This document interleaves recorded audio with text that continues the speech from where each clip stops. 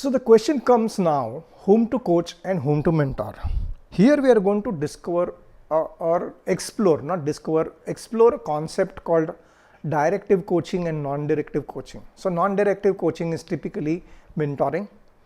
But how do we go about it and what is the tool that we are going to use? You have heard about this Hershey-Blanchard situational leadership model. Okay, so let's first explore the model, and this is how you can know whom do I mentor and whom do I coach. So if I take this, I map the leader's directive behavior on the x-axis and the leader's supportive behavior on the y-axis. Then this particular quadrant talks about when the directive behavior is high and supportive behavior is low, then the leader is in the directing mode. When both are low, supportive and directive, then he is in the coaching mode. When the supportive is high and directive is low, then he is in the supporting role. And when the supportive is high and directive is high, he is in the delegation mode.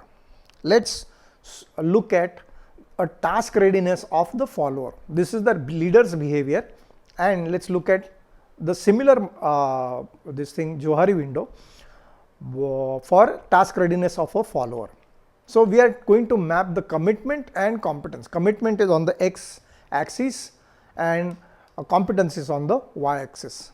So when the person, every person's journey starts in this particular quadrant, where when he comes, the competence levels are typically low and commitment levels are very high because they are eager, they want to start, they want to show their skills, and so the commitment levels are very high. However, the competence levels may be a little low. Then this person is an enthusiastic beginner.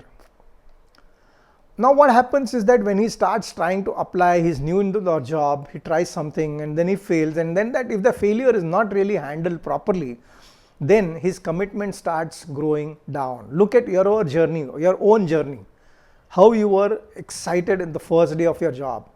Did that excitement level continue? I bet it did not. Your commitment levels go down because that failure that happens in your life is not really handled. There is no person who gives you that kind of environment in which that commitment level can be, at a high level. So when the commitment level grows down, the competence is already low, still low, then this person becomes a disillusioned learner. Okay, he wants to learn, but both become because of the failure that he had. Then what happens over a period of time, you start experiencing, you understanding the processes, your competence slowly starts growing. As your hair starts growing gray, then what happens? Your competence level grows up. However, the commitment is still as low. In that case, what happens? You become a cautious performer. And finally, when your competence and commitment level goes high, then that's the quadrant in which the self-reliant achiever operates. Okay. Now let us superimpose the first leadership behavior and this follower's task readiness superimpose on each other. What happens is that when there is an enthusiastic beginner, you need to be directive. He needs to be told rather than asked. He doesn't know, his competence levels are really low. So here you will want to direct him. Okay. When he becomes a disillusioned learner, that is when you will coach that particular person. Because now the commitment levels has gone down, the competence is still low. Okay. Then what happens is that when he moves into the quadrant where the competence level is high and the commitment level is low, you need to be supportive, you need to show them you are there. And once his commitment levels, when his confidence in himself grows, that is when he moves into the self-reliant, then he becomes a self-reliant achiever. That's when you start delegating. So your journey starts from directing to coaching to supporting and final delegating.